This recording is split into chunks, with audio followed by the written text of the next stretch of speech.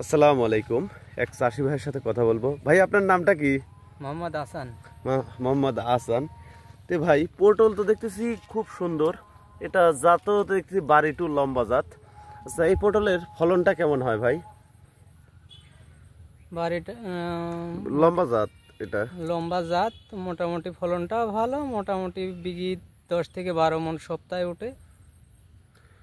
আর এটা দেখা যায় কি প্রতি সপ্তাহে যে ওঠান, মূলত কি ধরনের সার ওষুধ ব্যবহার করেন আপনি?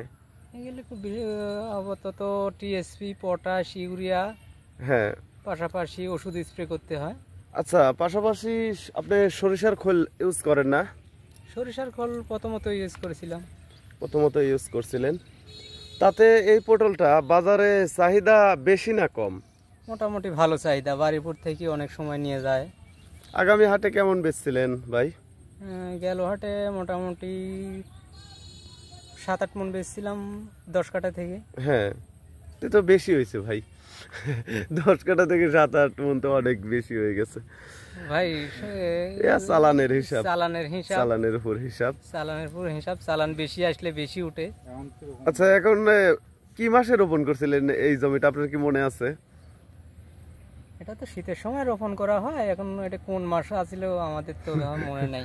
ভাই ওইভাবে বলতে পারছে না কি মাসে রোপণ, শীতকালীন সময় রোপণ করছিল। যাই হোক, দেখেন কি সুন্দর লম্বা। তে আমাদের কৃষি এগ্রো নার্সারিতে আমরা এই বাড়ি টু লম্বা জাতের পটলের চারা তৈরি করি। আমি নিজস্বভাবে চারাগুলি তৈরি করি। তে আপনারা যদি বাড়ি টু জাতের লম্বা পটলের চারা সংরক্ষণ করতে চান, আমাদের স্ক্রিনে দেওয়া নাম্বারে যোগাযোগ করবেন। আর ভিডিওটি আপনাদের কাছে অনুরোধ, একটি লাইক, শেয়ার, কমেন্ট করবেন। আসসালামু আলাইকুম।